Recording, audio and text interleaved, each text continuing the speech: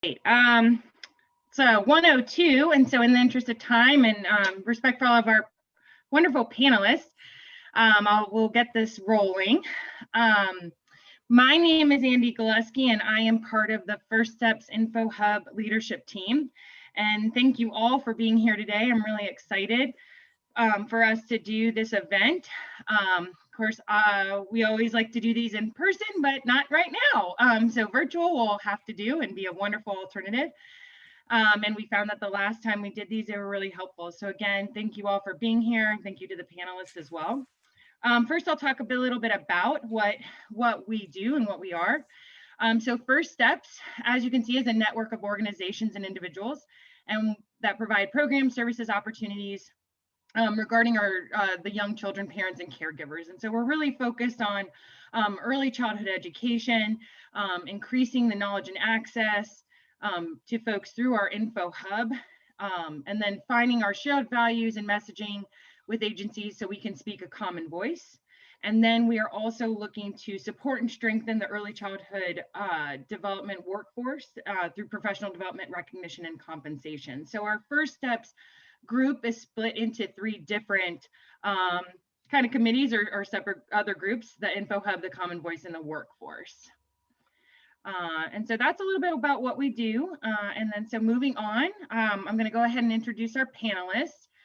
Today we have Emily Altizer with Montgomery County Public Schools, Jessica Cromer with Floyd County Public Schools, Veronica Fitch with New River Community Action Head Start, Rob Graham with Radford City Public Schools, Allison Harris with New River Community Action Head Start, Catherine Thompson from Radford Early Learning Center, and Lincoln Whitaker with Pulaski County Public Schools. Again, thank you all so much for being here. And we will go ahead and get started unless anyone has any questions at this point. Of course, just like we've all been experiencing, if we can mute while we have our folks presenting, and as there we go, and then type questions for the panels in the chat. We really, we will have people monitoring the chat, so we will hopefully get those answers to those questions as they come up. And so without further ado, I'm going to go ahead and pass it on. Okay, thanks, Andy. So I'm Jessica Wergo with the Community Foundation of the New River Valley. We are providing support to First Steps. I've seen many of you before at different events that we do. And so I am going to attempt to moderate this fantastic panel of folks and ask some questions about virtual teaching and learning.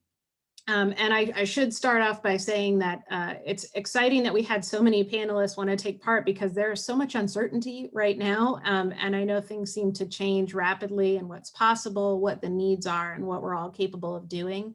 And so just to have these panelists provide some insight to us and give us a sense of how the different school systems are handling this, how childcare centers are supporting families. And then of course, many of us here are parents as well. So trying to figure out how we navigate what has been a challenging time for our community. So I've prepared a bunch of different questions that I shared in advance with the panel.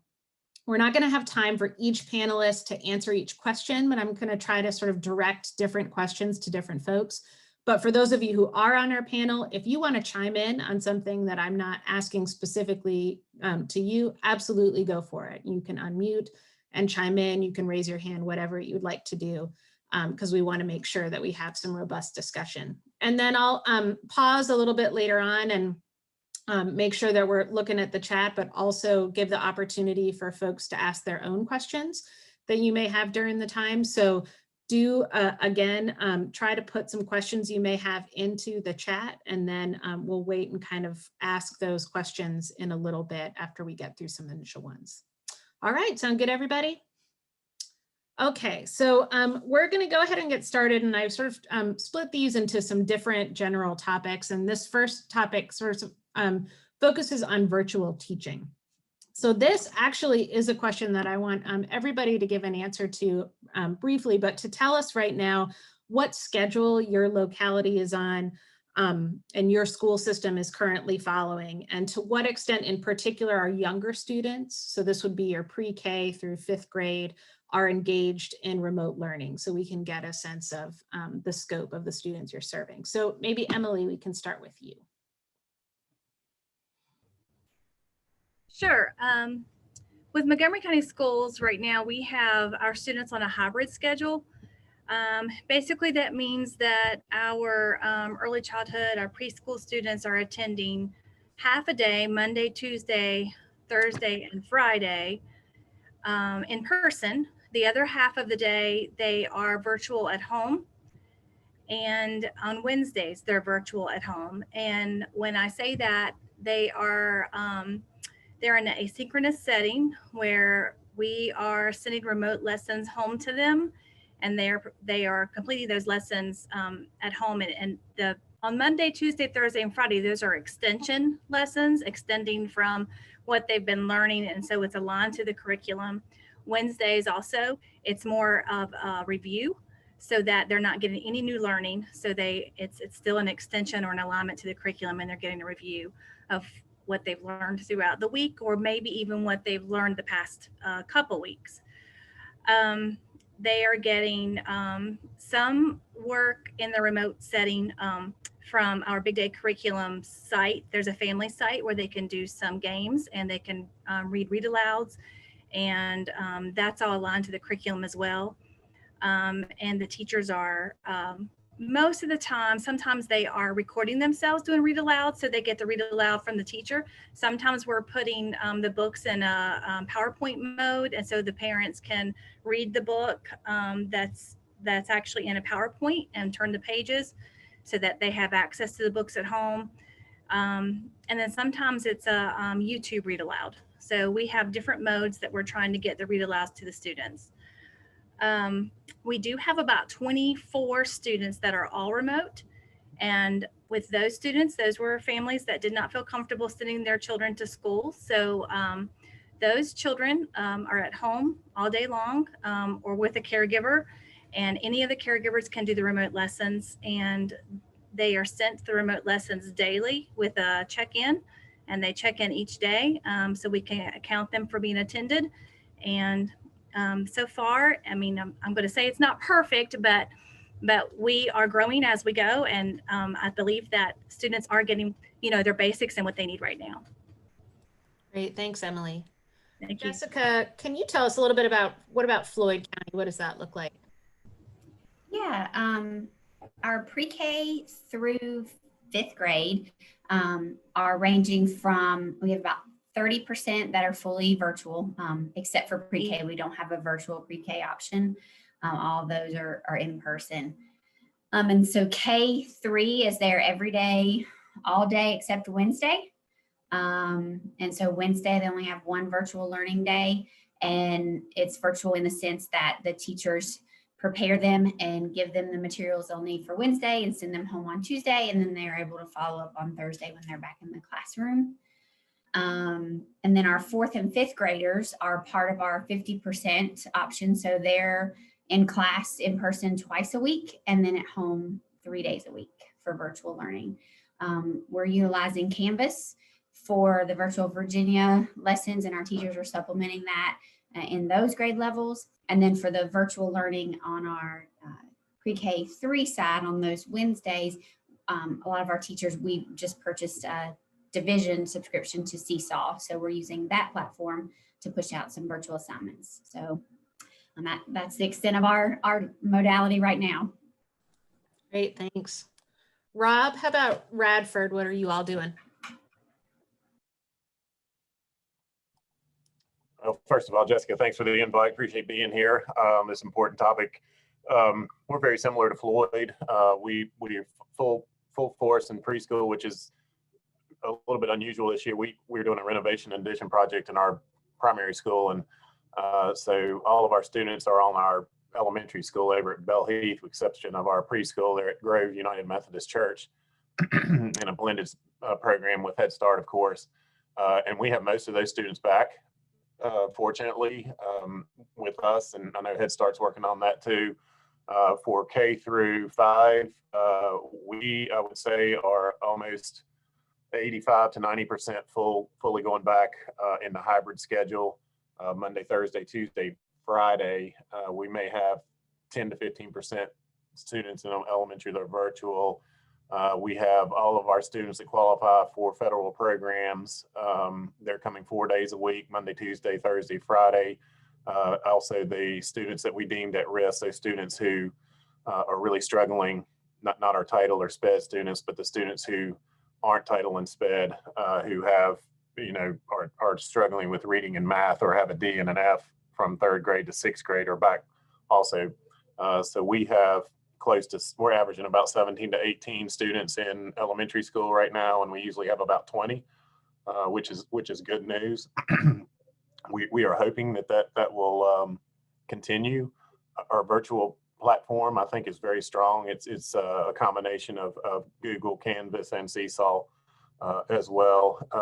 But I can tell you right now, it's nowhere as significant as the children being face to face. We know that academically it's not nearly as good. More importantly, socially, behaviorally, emotionally, it's really, we want them all back right now.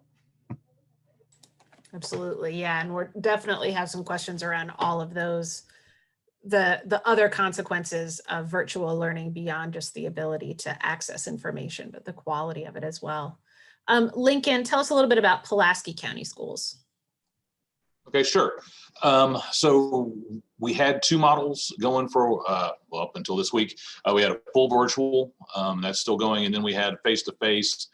Last week, we switched from that 100% face-to-face where students came 4 days a week, and then there was a virtual day on Wednesday, to this week, we went 50%, half the students come Monday, Tuesday, everyone has a virtual day on Wednesday, and then the back half of the alphabet comes on Thursday, Friday.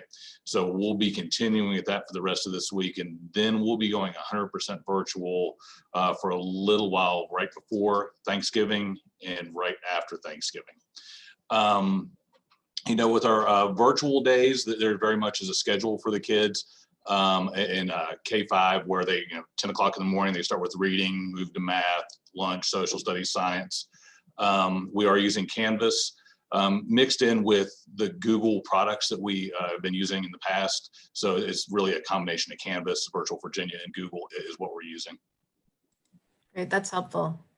And then, it's also important, and we talk about it a lot at First Steps, but we'd like to remind folks as well that education component is happening in a lot of different kinds of settings. Of course, we all know that education happens in these early childcare settings too, and it's particularly interesting during this time because our childcare centers are not only providing that pre-K education already, as they do through, say, VPI, Head Start, or other private childcares, but they're also often providing support to some of those older kids, which might be in some sort of care setting as well. So I wanted to make sure that we heard from those folks too about what are some of the different systems that you are seeing. So maybe Katie, you want to tell us a little bit about, for the kids that are being served at Radford Early Learning Center, how much are you doing with support for virtual education? Sure. So we are obviously in Radford City. So we have the Radford City kiddos 2 days a week. They are on their kind of virtual learning day, and then their Wednesday, which is more of their specials. So that day looks a little bit different, a little bit less on that academic vein of things. So we do have a very low number of children. So we've had the blessing of being very successful with being able to differentiate learning styles and opportunities. The teachers are able to spend a good amount of time providing support for the instruction with the virtual learning.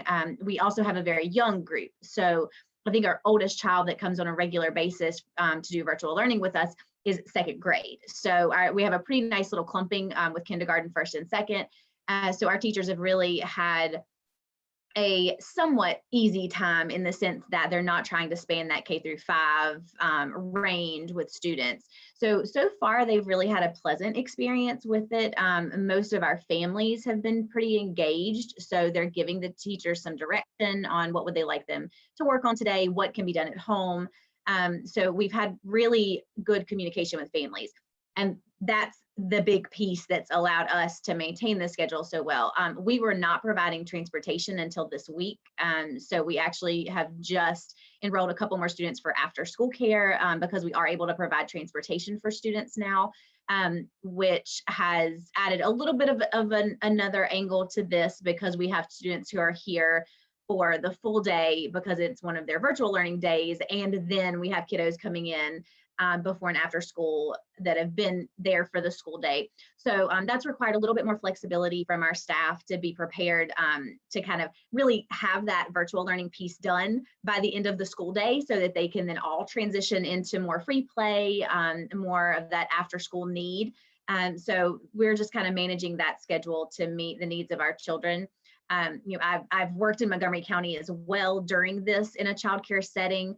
And so, you know, we definitely are seeing those challenges in Montgomery County of the half days. And so it was pretty tough to have kiddos that are flipping halfway through the day and then to manage the virtual requirement in the off half of the day.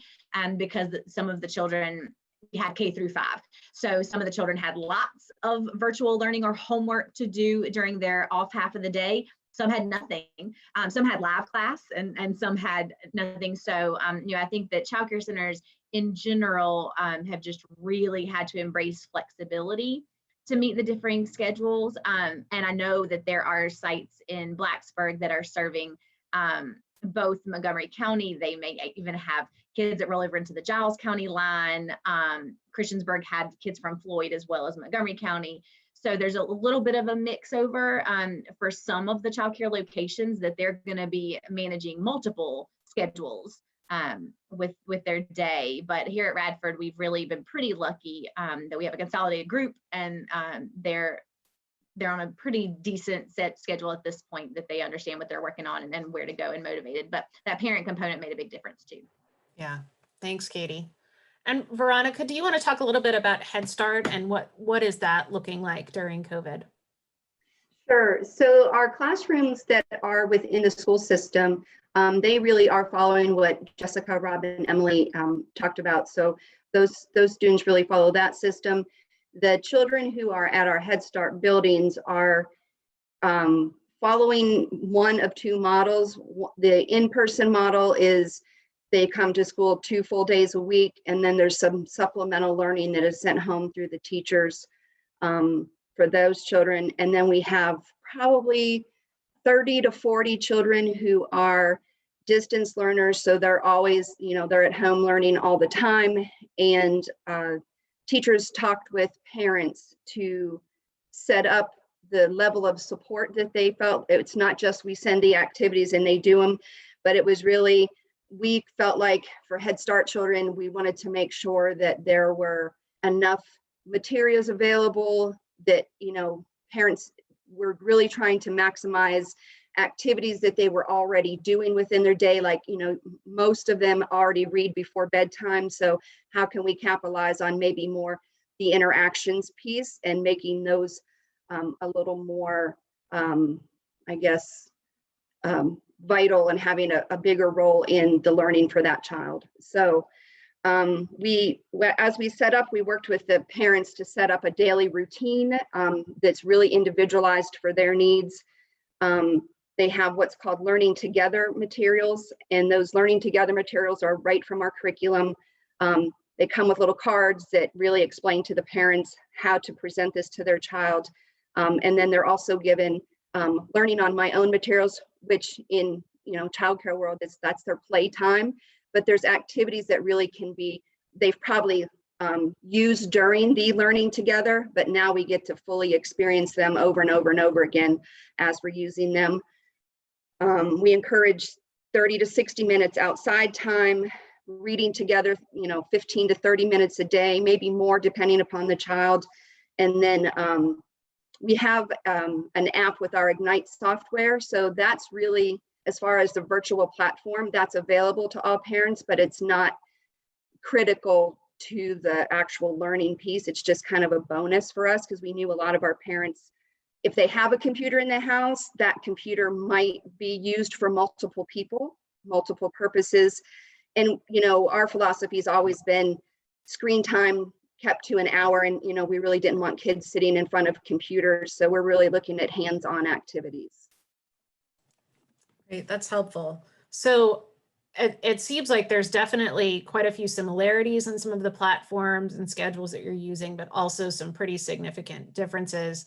And just, I'll be honest, and just hearing kind of the range of platforms and things that are happening can be pretty bewildering, I would think, for everyone involved in the process. So I wanted to ask a couple of our panelists to talk about the preparation and support that teachers are getting. So how are they prepared? What support are they getting? And particularly how you might navigate differences and kind of comfort level with technology with your teachers. So Lincoln, I wanted to ask you this from Pulaski Schools. What kind of preparation and support are the teachers getting? So I guess going back pre-pandemic, we were starting to roll out Google Chromebooks at the high school, middle school. So a lot of 6 through 12 were getting training with Google. Whenever I had open seats, I would invite the elementary folks in. Once things really shut down with the pandemic, there was a real concerted effort to get training online for everyone in the Google platform. This was before we knew that we were going to get Canvas and Virtual Virginia was going to step up in the way that they did. Now, fast forward to that part, as soon as Virtual Virginia came online, I pretty much immediately started working on a plan on how to get the teachers trained and kind of, it's almost like a video game leveled plan. Level 1, we just need to get you into Canvas, get you trained, get you used to it. Level 2, start designing a little bit of your curriculum. And then a level 3 would be to go ahead and start bringing in the Virtual Virginia content and start working with that. And then, that level where I really want to believe, I'm going to say 90% of our teachers are at right now, is where they're starting to infuse their own content that they're comfortable with the Virtual Virginia, and starting to use the Canvas platform in a way that, the learning management system, in a way that makes sense for both the teachers and their students to kind of work through that. We did train the kids, or at least the middle school level. We did really worked at training the kids on how to get into Canvas. High school level, not quite so as much. And with elementary, we just finished our rollout of Chromebooks. So we've been working, really up to the last few minutes to get all of those students in K-5 up and running online. So I think that kind of hits what you're looking for. Pretty massive project. Rob, what about in Radford? What kind of training and support have you provided to teachers? Well, we being small, we're lucky that we've had a one-to-one initiative probably since 2015. So all of our children have had Chromebooks since that time, and our 6 through 12, we allow them to take them home, and our K through 5, we don't. Just, it's hard for us to maintain the amount of accidents, I guess is the right term to use for that, to keep those functional like they need to be. So our students are very versed with the Google platform, and we have a number of teachers that are Google certified, both level 1 and level 2. So the spring allowed us to really see exactly what we were capable of, and it went very, very well. We do have a partnership with Virtual Virginia, similar to what Lincoln has. We're probably not as versed on Canvas as Pulaski County is, simply because our staff and students are so familiar with what is involved with Google. So we were lucky in that aspect, and we're also lucky that we have Radford University right beside us. So we've been able to do some online professional development with them as well, and that has seemed to really help our staff. Right now, we feel really good academically, but we're focusing on our children's, the trauma piece. We're having a lot of professional development online with social and emotional trauma and the response intervention process, just so we're not letting our folks slip through the holes. We are so, I don't know about the other school divisions, but we are seeing an enormous amount of D's and F's right now, and kids not being engaged, and we're doing our best to try to engage them. And it just, sometimes you'll call a parent and you'll get I'm doing the best I can, which I completely understand. You know, they're working 8-hour days and then coming home to 4 children to feed, and then trying to have them do their homework, to where you get a parent that you call and they just said, I don't care. And as a school division superintendent, there's not much I can do about that. There's not much that our staff can do about that other than continue to try. So those are some of the frustrations that we're feeling out. I will tell you, Jessica, too, our teachers are worn out. I mean, they're just absolutely worn out. And these platforms, the number of platforms, the amount of grading that they're having to do. I've done a superintendent's tour throughout our school division, and just to hear them, I just am amazed at what they're doing and how they're able to keep going. But we're trying to provide them. We're starting to do Wednesdays at home. We're starting to do. We're taking as much time off during the breaks as we can, just so we can keep them going. That's really helpful, Rob, to understand it's a range of professional development, both with the technology, but also with how to support children and families, and some self-care in there as well. And so kind of related to that, a similar question that I want to give to both Emily and Jessica is what are you seeing in your school divisions as some of the real best practices for virtual teaching, and kind of balancing those different demands with keeping things manageable for the teachers in your division? So maybe Jessica, we'll start with you. Some of the best practices. I think those look very similar to the way they look in a brick and mortar classroom. And in a normal schedule, it starts with relationships. It starts with knowing your kids. It starts with knowing their families and knowing their situation, and just connecting with them, because that's the piece that is missing. You know, we're very fortunate. We're in school, especially for our younger kiddos, 4 days a week, all day long. But there's one day that they're not there. And there was, several months in the spring that they weren't there, and we're having to make up for that. And all that starts with the connection. After that, looking at the instruction, the best practices I've seen are the teachers who focus on, the objective and the kind of the standard that students need to meet, and leave out the busy fluff work. We've seen teachers who are very stressed because they're trying to fill a time instead of looking at what do they need to learn and just giving them what they need to learn and assessing that. So we've had a lot of conversations where teachers are discovering that. It's almost like we kind of say we're all having some PTSD right now.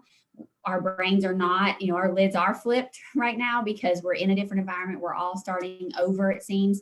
So we're having trouble remembering what is good instruction at times because we're in survival mode. So helping teachers remember, hey, before the pandemic, you were doing all these things, you can do them this way.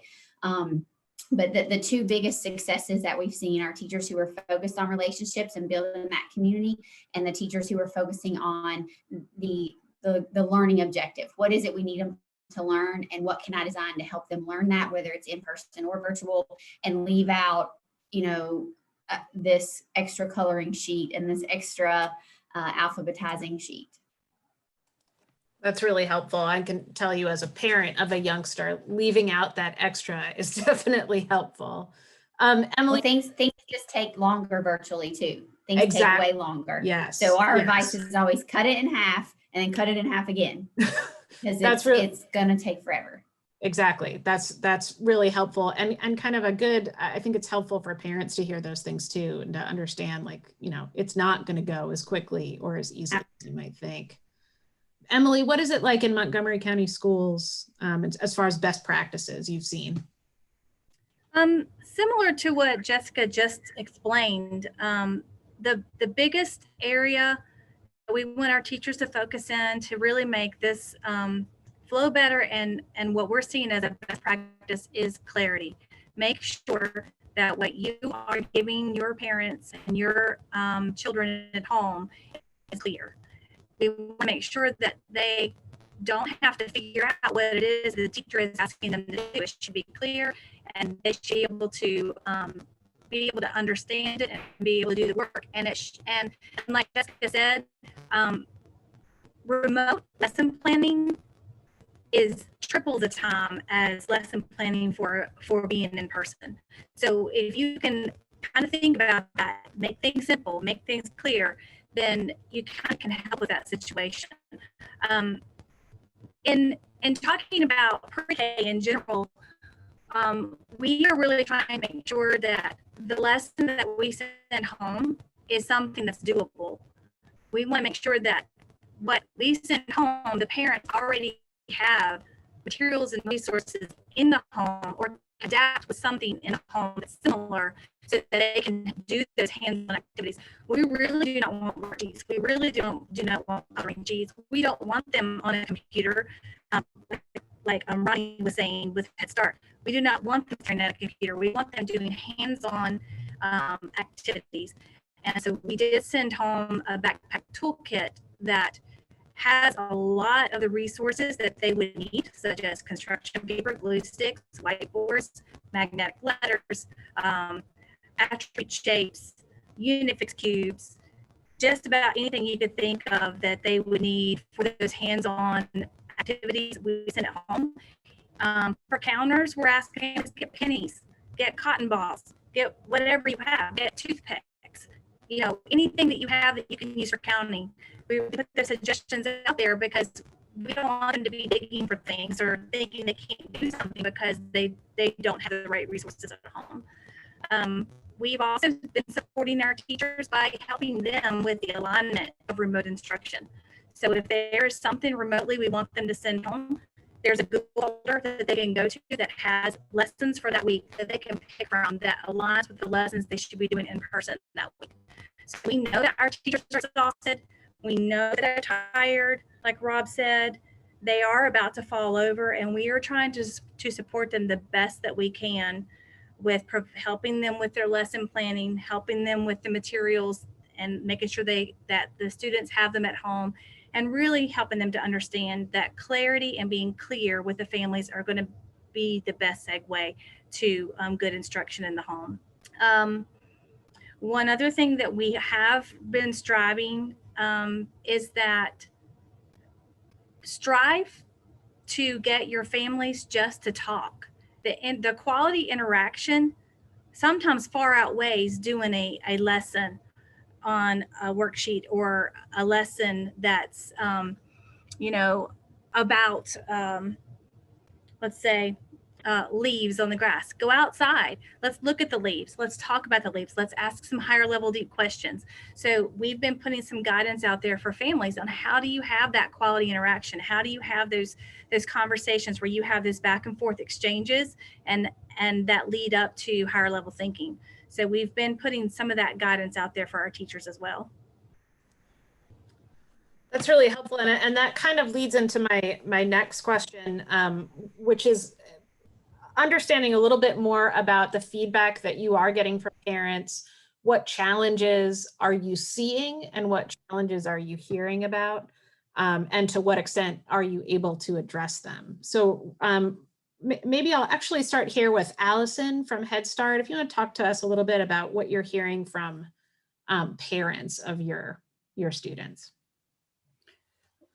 Well, and so Ronnie will chime in too if she wants to at some point with this. But I mean, we have some parents who, so again, we have several different models that are happening for our families. So parents are engaging in all distance learning or not distance learning with supplemental learning.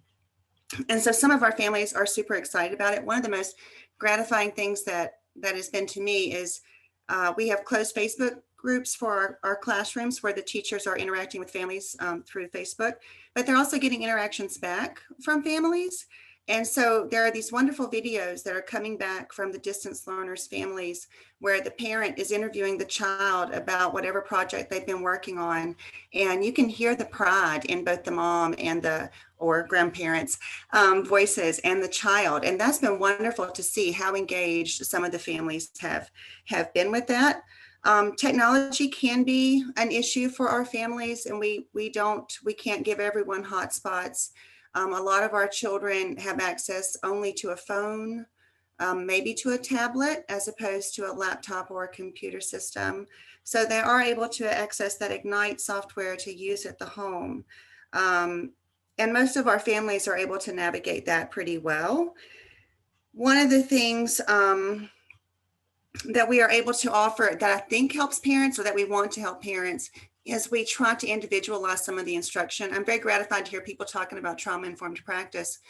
But you know, when brains are in trauma, then frustrations happen really quickly, and we're not real capable of higher level thinking. So when you're trying to do an activity with your child, and I don't want to pick on little boys, but let's say it's a little boy and it's a fine motor activity, and they're not into the fine motor activity, our staff can talk to the family and come up with a different way. Maybe that child doesn't want a pencil and a piece of paper, but maybe we can use a matchbox car and a letter, or we can draw letters in the dirt or in the mud, or something that will help that mom or that caregiver not feel as frustrated and still meet the learning objective that we want them to get to at the home. So again, those relationships are really, really important. And it's the relationship between our staff and the family, our staff and the child, but also we're trying to build that relationship from the parent to the child, because they're going to be the ones working on that education for the next 18 years. So I think she did a great job answering that question. The only thing that I think I would add would just be that the technology piece, you know, for us and teachers posting, because you can take a selfie and post it, doesn't mean you can teach a virtual lesson. So there has been just a big, wide range of levels of support needed for staff. And I think that's probably been one of the things, but it also comes, you know, out of the home as well. It's like, we have to constantly be reminding ourselves that parents, you know, love their children. They didn't sign up to probably be their child's preschool teacher full-time, and they're a little out of their element as well. And you know, we put in some weekly phone calls to families, just because I think they just need support. They just need someone to even just say, it's okay, just have fun with your child. And you know, tagging on to what Emily said, it's really those contingent conversations that are so important to children. One of Emily said, and I wrote it down, Emily, that we're growing as we go. And I think that's true of our parents and our staff. Some of our staff have absolutely grown wings and taken off with some of the virtual stuff. Some of our families have as well, but we're all at different levels. And so we're trying to grow people where they are, as opposed to expecting them to be something that they have never been before, but we're all growing. Mhm. Absolutely. Out of necessity, for sure. Lincoln, what kind of feedback are you getting from parents in Pulaski County? So I guess when I think about student engagement, you know, we talked about that being an issue early on, but also navigating the technology, like they brought up before. You know, it's one thing to have that grandmother who is going to provide structure. She's going to be there. She's going to make sure the kid is got breakfast and they're working. But if they don't know how to operate the Chromebook, then we've got problems. And if they don't know how to get online, then we've got problems. I can tell you when school really first started, I would sit down at my desk here and the phone would ring, and it's the minute I would put it down, another call would just come in. And it was parents and grandparents who couldn't navigate the technology at all. So a lot of that, you know, I've just dealt with one-to-one through phone calls. I've got people that I'm on a first name basis with that if I saw them on the street, I'd have no idea who they were. But the other thing that we've done that I've been really proud of, and I wish that I could get more of the community to come to, is we'll take the little theater here at the high school, and we can, you know, it's a big space and we can only have 50 people in it. And we try to do these sessions where we do orientations to Canvas, so we can teach the parents or the grandparents how to use this technology. We go through all the ins and outs, and we talk about the learning management system. I teach them how to turn on the text to speech, and also how to do the speech to text back and forth. So the machine's reading to the kids, or they're able to type using their voice. We talk to them about how to hook up Wi-Fi, things of that nature. So we are working through that. No internet service at home, that's a biggie around here. And sometimes it's not because of not having the money for it. Sometimes it's just the geography of your home. You know, it's HughesNet only does so well. So that's also been a big issue. We do have some hot spots, but you know, like I said, if you're living down one of these little hollers, you're not going to get signal no matter how hard we try. So we are trying to work with that. And like I said, the one-to-one trainings, the ones in Little Theater are great, but also I have this system where if a parent calls the high school, they can schedule an appointment with me or one of the other ITRTs, and we'll sit down with them for 30 minutes, sometimes longer, especially if we're not booked. We have a little room, off to the side where they come in and clean before and after. And we're able to walk through the assignments with the parent and the student. And I've seen a lot of aha moments in that time, because a lot of times the parents don't realize that, hey, when I click on this Google document, where does that go in the machine? How do I get back to that?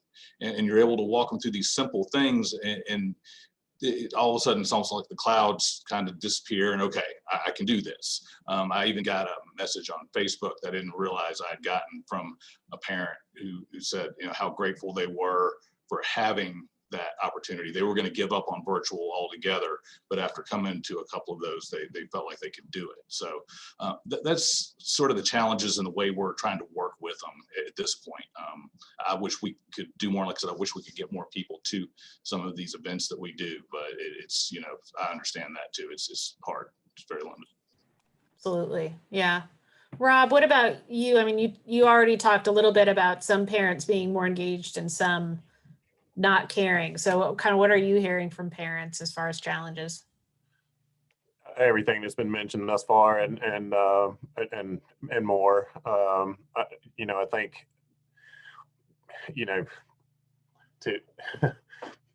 we had some fall term graduates, and to call the parents and say, your child needs to take an SOL test, even for a verified credit in order to graduate, was painful, because they may not have food on their table, or they may not have enough money to provide electricity for their family, or they're searching for a job. Those are things that we didn't have at this point last year. We've really tried to, again, being so small, our teachers call everybody. They try to stay engaged. That's part of what's wearing them out. We have, like Lincoln said, we as an ITRT, we have a time every week out in front of our school board office where ITRTs will come out here and they'll meet with parents. And for the first month or two, we had an enormous amount. Now I know the weather's getting cooler and whatnot, but we've hardly had any anymore. Which is discouraging, and probably will soon take that program away. We had the ability to provide MiFis for all of our families that did not have internet, so they have that. We've had 3 of them bring them back, just didn't want them anymore, because when you give out a MiFi, you have, first of all, it has, I think it's SIPA filters on it, and then it also, we have to protect it according to our policies. So they're not able to get to some of the places on Netflix or YouTube that they really want to, and that bothers them. So they just turned it back in, even though we're paying for the cost of the equipment and the service. So those things are frustrating, but we're doing the best that we can to provide as much support, whether it's via email, through announcements, through personal touch like Lincoln's doing. We do, our ITRTs are available every day. We were fortunate enough to hire, I think we hired, let's see, we have 6, for our division right now that are considered ITRT virtual teachers. And they have not only helped our community, but really have helped our staff with issues that they've had. So that's been a really bright spot during the pandemic. So you all in one way or another have brought up something I think is really critical, which is understanding that there are some pretty significant disparities in all the communities we're in when it comes to socioeconomic status, food access, internet access. So I'm wondering how you're thinking about equity when it comes to virtual learning. How are you seeing these disparities, and what ways are they kind of manifesting and affecting the ability to succeed? And I am sure all of you could answer this question at length. But let me start with Jessica. So kind of equity in virtual learning, and how are you addressing some of those disparities? I'll say we're pretty blessed in Floyd. We have Citizens Telecommunication Company, so we're a local company, and they've received a lot of grants. And we've got fiber through most of the county, and there's just a few places that they can't reach. And even a MiFi wouldn't help because it's in the middle of two mountains. But those families, I think we've narrowed it down to about 70 homes. And so those students we have just worked with to either get back in school, or we have been providing some paper for a couple families who just don't want to risk it, and they just do some paper options. We also, ours is not so much the connection equity, but the access to even devices. We've been one-to-one in 6 through 12 for about 7-8 years. And we added second grade and up last year, in the last couple of years. So our pre-K ones, our younger learners, we don't really want to put a device in their hand. And so the equity there becomes, how do you give them access? But again, we're able to get most of them in person. But for us, it's that the majority of our parents are working and working outside of our county. And so they are not home, and children are in child care centers or grandparents. And we are not requiring a lot of synchronous sessions, because that's not equitable for our families. We're doing a lot of recorded stuff, and a lot of, do this when you have time and turn it in. So ours is more of the time equity rather than the access equity. So we're very fortunate in that. And a couple of families we are providing internet for, just because the means aren't there and the need is. So we're very fortunate in that aspect, I think. Great. And Emily, what about in Montgomery County? How are you all thinking about equity? And it can be internet access, or, also here, special education, I think, is a key area to think about. So how are you all thinking about those things? Pretty much along the same lines of what Jessica just said. On the internet access thing, we're very fortunate too. We've narrowed it down to we really don't have very many right now that don't have access, because we were able to supply hotspots and give them connection. The ones who don't have the connection, majority of them are in person anyway. We have been trying to make sure that we are in an equitable situation with our special ed and with our L students by allowing them to attend all day, even though that we are on a half-day hybrid schedule. So those students can get their meetings with their caseload and get their minutes in and get all of their services in that they're supposed to be getting. The L students in our division, we found right away, we were concerned because so much information was going out so quickly. We were concerned that they were not getting communicated to the same way in an equitable fashion as all students, as our English learners. So what we did immediately is we made sure that all of our emails that went out to students were immediately translated that day and sent to those families in their home language.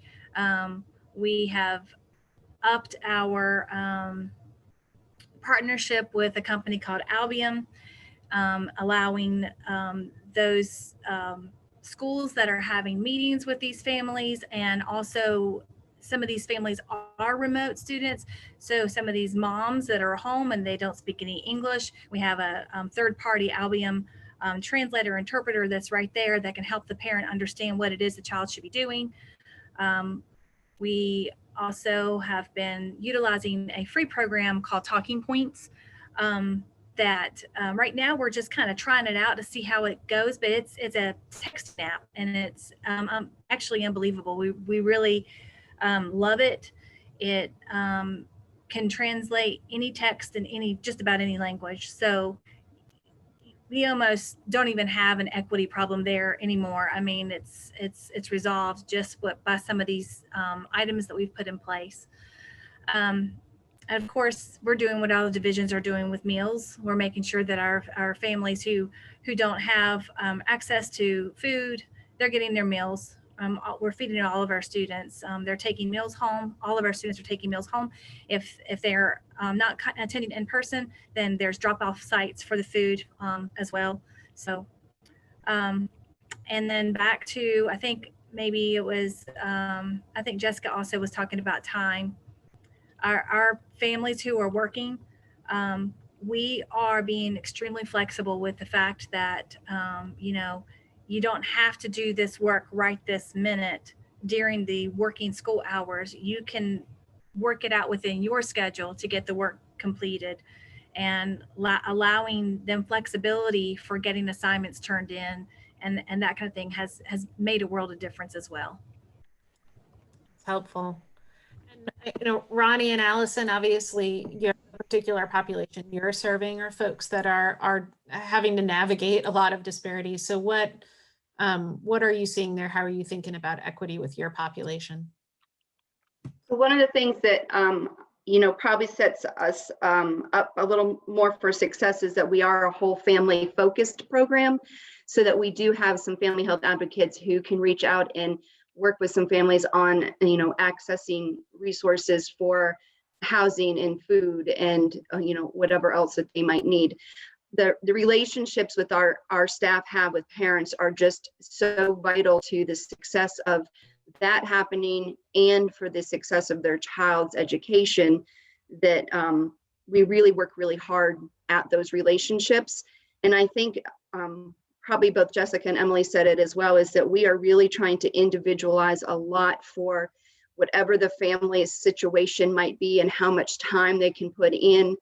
The Office of Head Start has been just very accommodating to us as far as, not asking for a ton of paperwork, et cetera, right now that they want us with the families and, children, and not so much of some of the things that previously we used to have to, reports we used to have to generate, et cetera. So that's been really helpful. Hopefully that lasts for a long time. Right. And Katie, what about you? You're in a different kind of setting thinking about equity, but how are you considering that at the Early Learning Center? So thinking about access is really kind of our big thing with equity right now. And so we do have the mixed delivery grant that has gone out to 4 sites in the NRV. So this is a partnership between United Way out of Southwest with the public school systems, with Head Start. So we are essentially gaining funding to be able to increase access for our low income at-risk families.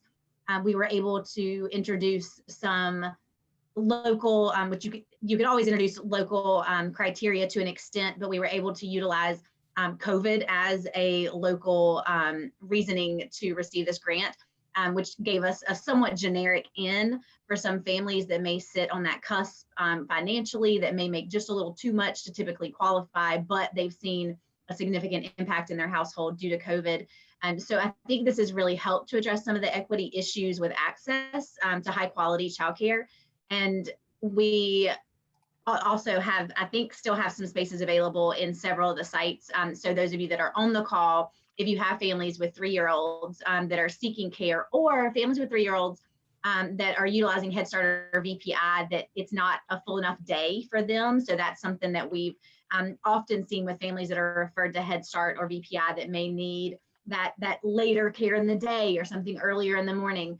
This mixed delivery grant has really given us some great options to all partner together. And so, we're not competing for children. We're really getting to work together and make sure they get into the right spot. So, we can kind of essentially pass kids that we need to pass back and forth to get everybody in that right spot that has the care that their family is really looking for, and the support system. So I'm really glad that you guys had mentioned the wraparound care that's provided by Head Start, because that is a little different than private care. So we have families that may need that we may be able to refer back. So we've had just some increased opportunities for our families with 3-year-olds And even 4-year-olds, if we end up not filling all of our slots. So if you have 4-year-olds, you can definitely send them out. So you could contact United Way Southwest, or you can contact us at Radford Early Learning Center. And if they're not in our area, I can pass you along to the site in your area that has those spaces available.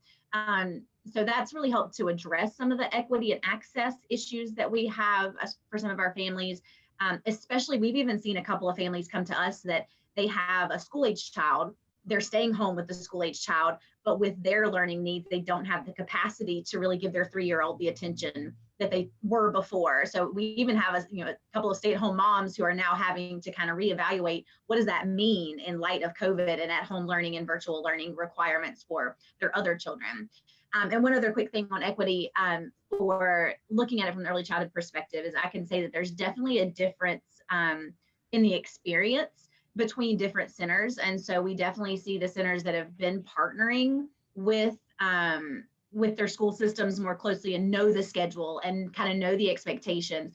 That classroom at the Early Child Care Center, providing the off days for the school-age children, looks a lot different than the centers that are not having those open lines of communication with their county, aren't reaching out to them and saying, hey, what should our day look like, or what could our day look like? So I think that this meeting today is going to help address some of the inequities in the childcare environment, because we're not all aware of what's available to us, or what the school systems are expecting, or what they're needing from those settings. So I think this is a great step in the direction of making sure that the children that are utilizing a childcare site for their off days, or for their virtual learning days, get a great experience, because the childcare providers have the information they need to do their job well and support those children well. Oh, and we just got a message in the chat that we have additional funding that was released for mixed delivery. So we're going to be seeing some additional slots available. So definitely, if anyone has families needing that care in the 3-year-old and 4-year-old grouping, please reach out so we can help to guide you to the right site for that. Yeah, thanks, Katie. And thanks, Whitney, for putting that in the chat. So I'm going to ask another question, and at the same time, remind everyone after this, I'm going to open it up for questions from the group. So do feel free to put questions or even comments that you have in the chat, so I can pick up those. So I'm going to ask kind of one more to the group, and then sort of open it up. And this, could be a doozy, I think, but it's, what are we thinking about the long-term impacts of COVID on teaching and learning? And I'm sure there are a lot of concerns about what the long-term impact is going to be. And potentially some opportunities or positives from the experience that might move forward. So, so thinking about those long-term impacts of COVID, what are you thinking about for teaching and learning within your context? So I'll start with Rob there.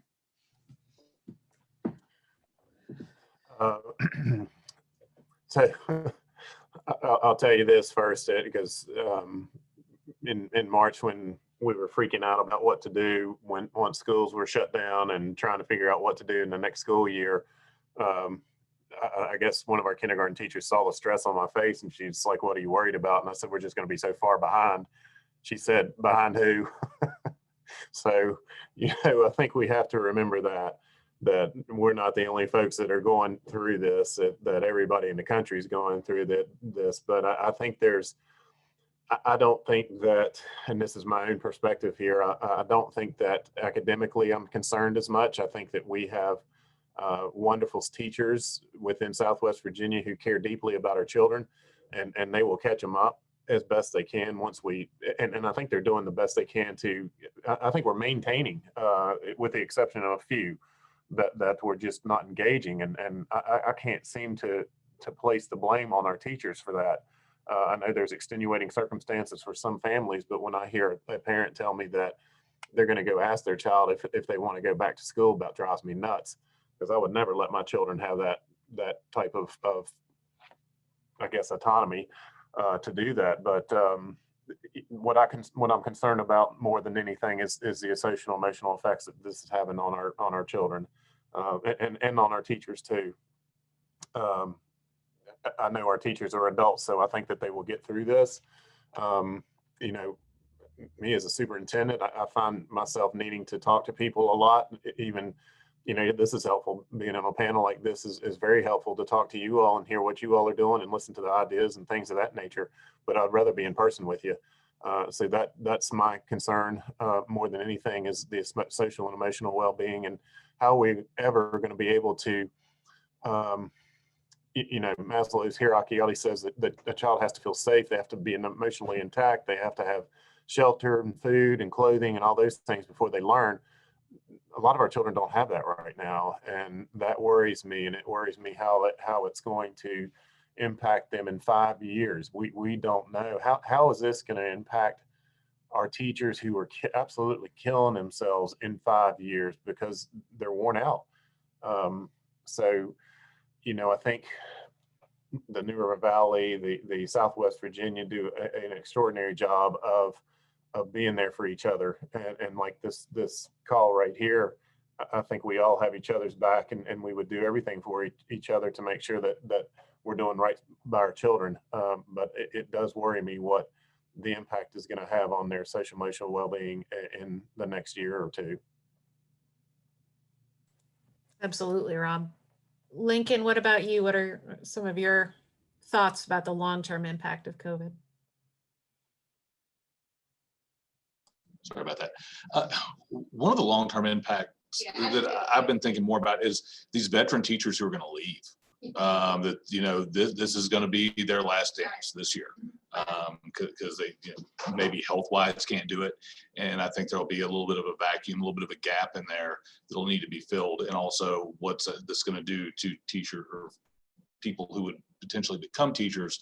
Would they want to come into this field now? Because this definitely has taken a complete 180 from where it was when I started.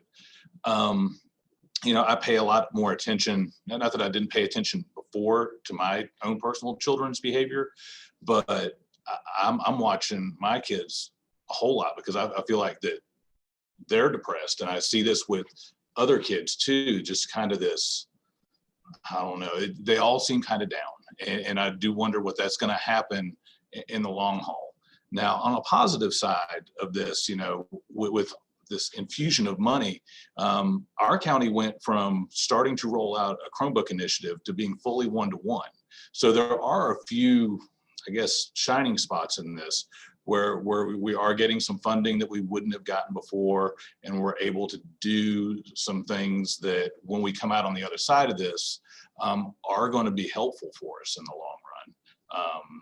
There will be some more access, and we'll be thinking about things very differently. So I do see some positives with it, but like Rob said, I'm very worried about the emotional impact that this is going to have on the kids. And a child that's a freshman right now, how are they going to feel about education by the time they're a senior? Are they going to stick with it, or is this going to kind of go back to the way it was when I was growing up in the 80s, where dropping out is kind of an option? None of us want that, but I worry about that for the kids. I've talked to some high school seniors who are really bright kids, and they're wondering, well, should I go to college if it's going to be like this?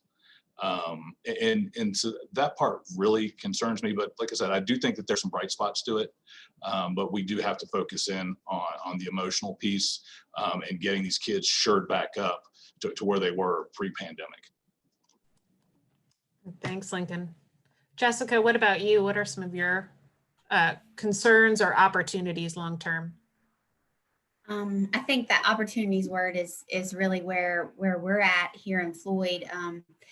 The quote, "Never waste a good crisis," and we're really trying not to.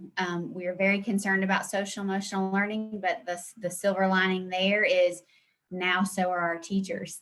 They're getting, we've been trauma informed learning for the past 2 years, and now they see why it's important when they've been without these kids for a couple months. So I think that's a definite positive.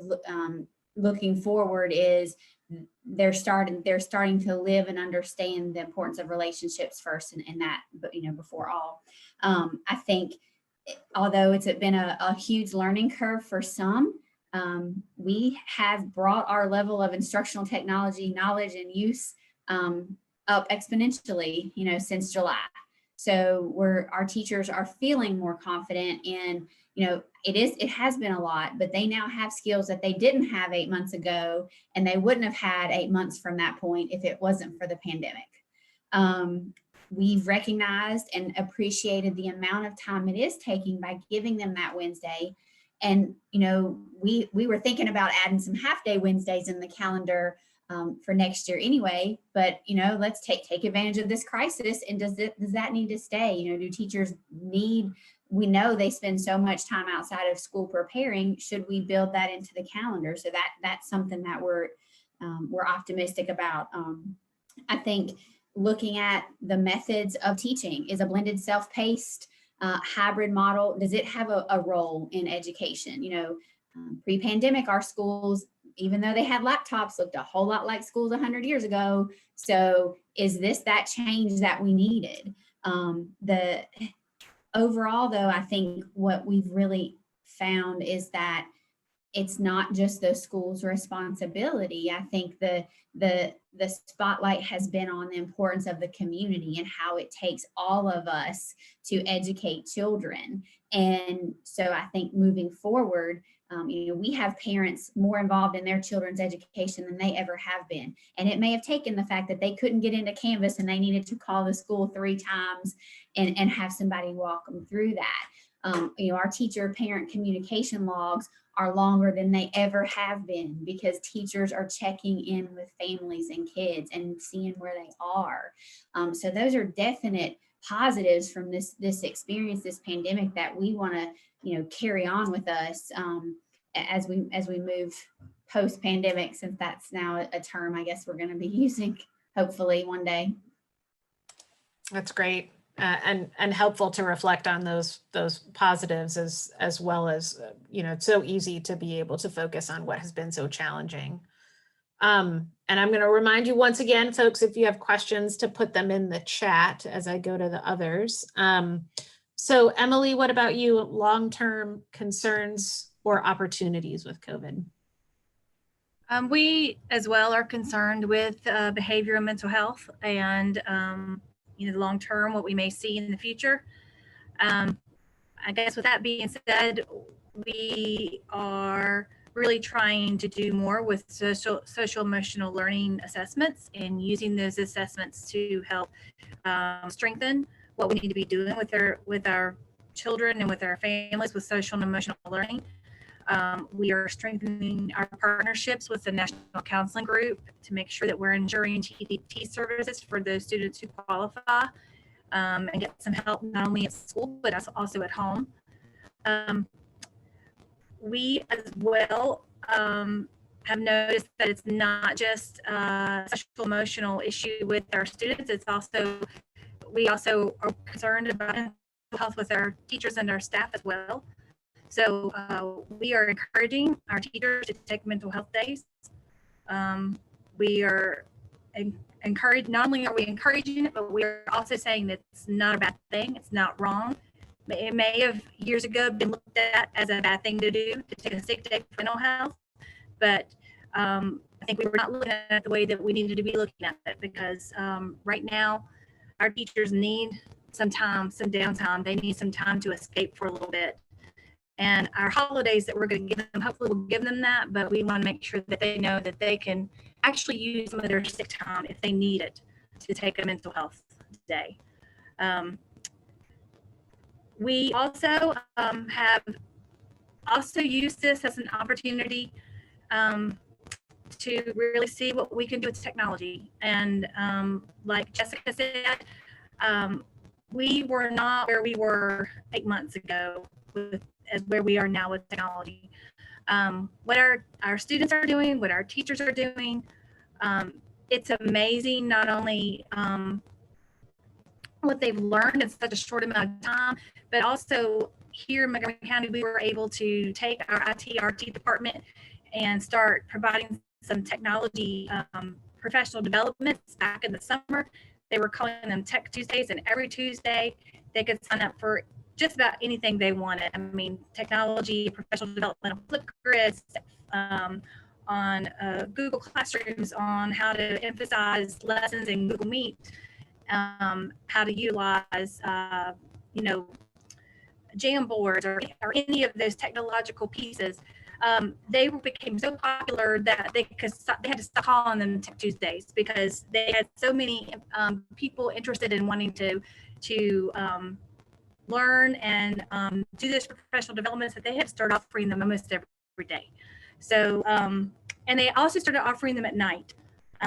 I was one of the ones, I wanted to see when the teachers were learning too. So I couldn't do it during the daytime because we were so busy.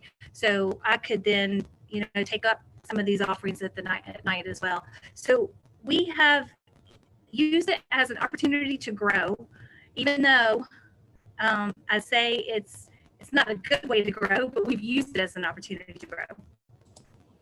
Thanks, Emily. And I'll point out in the chat to Rachel Burks from Cooperative Extension offered both support and a question around that there are additional resources available from Cooperative Extension for teachers and schools, but also being mindful in the question that, you know, our teachers are very much in survival mode right now. And so, hold on a second, I'm trying to keep up with questions as they roll in while our time is limited. Maybe as we finish out here, I want to address Enrique's question that's also in the chat, which is how are you helping students improve their grades? Is there additional support for students who are falling behind? And so I'll ask that and then also make sure that Ronnie and Allison and Katie have a chance to answer that final question as well. But any thoughts for Enrique and how you're helping students improve their grades that are falling behind?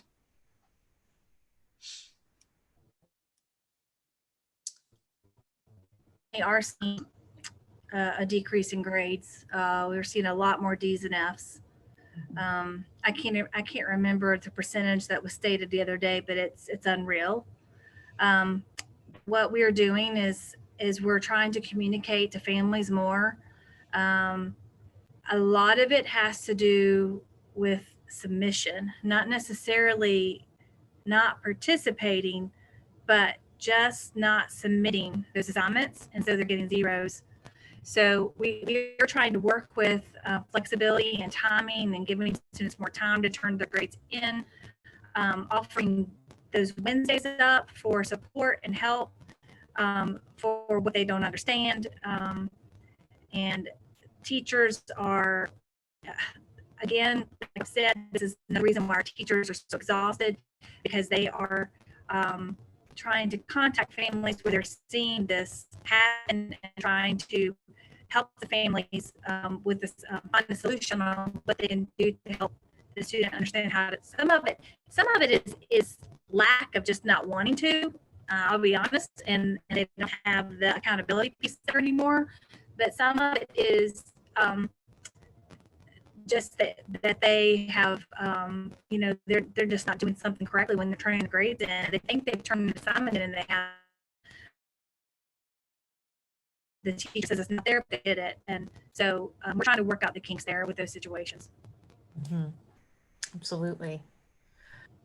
We're nearing the end of our time, so I want to be mindful of everyone's time and make sure as well that all the panelists get the chance to answer that final question I asked about kind of long-term effects. So maybe Allison and Ronnie, if you want to talk from your perspective of Head Start about long-term impact of COVID and opportunities you're looking at as well. So maybe I'll talk about the component of maybe what we have to offer. We've really seen that some really advantages coming out of the hybrid model that we've with their child, but now I think we just really look at it a little bit differently. And I think that's been something that is maybe a positive that will come out of this and will continue to do. Up until this point, we really have been reacting a lot to, you know, what's the next set of numbers say? What's this say? What's this school going to do? What's this one going to do? And, you know, I feel like planning is a good thing when we're able to just actually sit down and plan what maybe this could look like in the future. We are planning a survey for our teachers and our parents just maybe what's really working for them and what we can do to support them maybe in the second half of this school year. So that's coming, and I look forward to that.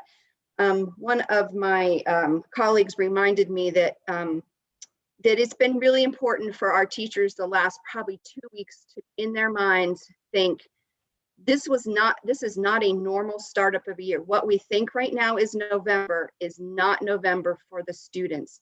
It's really probably the 1st of August. Sending extra activities and things that, you know, they've only been here for about 30, 35 days in person. So that's, you know, for us, that's not even our screening deadline yet. So I think teachers recognizing that, oh, we really are in a different time frame and feeling better about it, because I think they were feeling very overwhelmed with the idea that I've always done this. I've always, you know, our kids have always been able to do this by this time. And that's just not really what's happening right now. But I'm gonna let Allison talk. Right. So we started talking about what we were going to do as far as pretty much basing everything off of what is going to be resilience building for our families. And so when we were designing our distance learning or our supplemental learning, or even what we were doing in our classrooms this year, we were really trying to think about how do we build resilience. And we know that trauma has long-term health effects, right? So that's part of our concern for our families and for our children that we serve as well, and for our teachers who are also in the same boat. And so everything that we did, like giving families visual schedules for their homes and then teaching them how to use them and giving them first then boards, and we gave children emotions, it was all in an effort to build resilience. We won't know if it worked yet for a while, but we've had some good responses to them. So we hope that that's good. As far as long-term effects, also concerned about, people have been deferring immunizations. They've deferred other health appointments. We have kiddos that needed glasses last year in March, and the world shut down and they still don't have glasses. And those of you that work with preschoolers know it's amazing, very different person. And then they get glasses and you go, who is this kid? All of a sudden their behavior changes and they're able to learn. And so that kind of thing becomes very, very important. Another concern that I have personally is that we are talking about post-pandemic, but part of the hard part of COVID has not just been this disease. It has been all the other things that have been going on in our society. And so when the COVID goes away, please, those other things will still be there. So we'll still have a lot of things to deal with. I feel wonderful about you guys talking about the community. It takes a community to educate a child. It takes a community to raise a child. And I've always said that the success of my child depends upon the success of your child. So I'm going to work just as hard for your kid as I do for mine. And I think as long as we get people on the same board with that, then I think we're going to be okay. And last thing, again, that I just want to mention, and has to do with social media. Our parents get inundated every day with sort of two extremes on social media. There's the perfect parent that cuts their sandwiches into SpongeBob SquarePants for their bento box. And then there's the mom that's drinking by 10 o'clock, right? And so most of us are middle of the road parents, right? We're just average. We're right in the middle of that. And so I worry about these parents who are constantly getting these messages and wondering if they're good enough. And so that's part of what we wanted to do, was to support parents so that they know that we know they want the best for their child and we want to help them get there for them. That is certainly nice to hear as a parent, the reminder about we're all doing the best we can at this point. I think that it feels like every 10 minutes these days at this point. So Katie, I'm going to let you finish out, which seems appropriate also as our other co-chair for InfoHub about long-term effects for COVID. Great. I don't know that I have anything to add. So would it be okay if I answered Holly Lesko's comment in the box? Just so we don't leave that hanging out there. Yeah, I was going to note that too. So please go ahead. I think that everybody shared kind of the same things that I'm seeing. We know this is going to have significant mental health impacts. We talk often in the center about our babies that have never seen faces without a mask, other than at home. But the reality is they're with us more than they're at home with their parents awake. So these children that are going to wonder what is this thing and why does it open all the time when you make noise? There's really going to be some interesting things that come out of this. We wonder about speech. We have some children that are delayed in speech in that toddler and 2-year-old classroom age.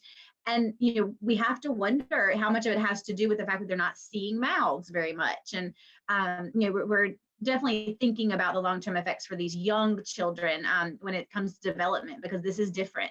We have toys that aren't accessible because they're not easy to clean. And we have a lot going on that is changing what their typical experience would have looked like. So I think we're all kind of on the same page with knowing there's going to be some long-term outcomes, seeing some great opportunities, but also wanting to be able to think about the positives that are coming out of this too, and seek that as our solace. But Holly had asked in the comment section about looking forward for service learning, pre-education students, making sure that they're really getting the hours and the experiences they need. I know that when I was in my previous setting, we had reached out and partnered with Radford University to have a couple of interns, but it was, for most centers, it's against policy at this point to have these visitors in. So I think that Holly raises a really important point that isn't just a deficit for the students' experience, it's a deficit for a lot of these centers who tended to partner with Tech and New River and Radford University, that we lost some of those extra bodies and that expertise that we used to get to partner with. So I know that at least at Radford Early Learning Center, our big thing is looking at virtual opportunities, which doesn't meet the same need for our student teachers for sure, but investigating in ways that they can present lessons or share lessons, or that we can give feedback when they do a virtual lesson. And so we've really been trying to utilize that virtual platform as much as possible.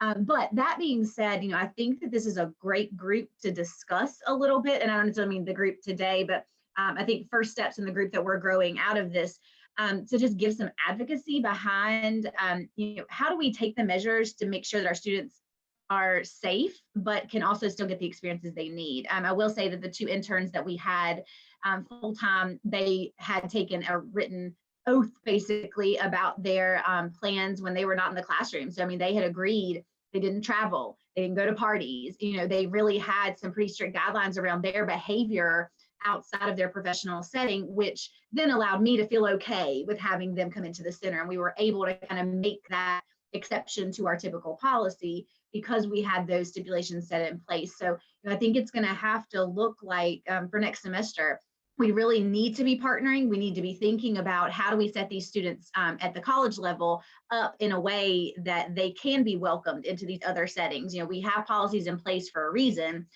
but we also know that we can't just not prep teachers for an entire year and a half because we don't have placements for them.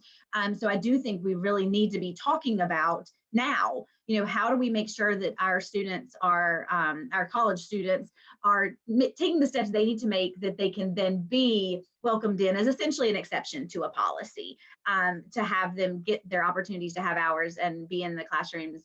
And it looks like Karen Gallagher said they did an online field study course. So that had some positive feedback from students. So there's a lot of options out there, but I think it's got to be a conversation, in person can't be beat. You don't get the same effect when you're not actually interacting with that child and seeing their response. And so I do think it's a conversation we need to have earlier than later, because if we are considering making those exceptions to allow student teachers or allow internships, it does take some prep work on the front end to make sure that the students are taking the steps they need to take to be welcomed into the centers. So Holly, I love that you brought up that question. It's something I've been struggling with by having to turn interns away. And I would love to see that next semester isn't that same situation, that we can start having those conversations now with our universities and colleges and make sure that we can welcome them in. And that's a good point, Katie. This is a place where First Steps might be able to help, and certainly to disseminate some best practices around ways that we can ensure that kind of professional development and opportunity is still happening in a safe way. And Holly put her information in the chat, and Holly is with the Regional Commission and the Business Continuity Team effort there. Particularly Holly's working in the education space, so a great resource with a lot of good information on how to do some of this safely.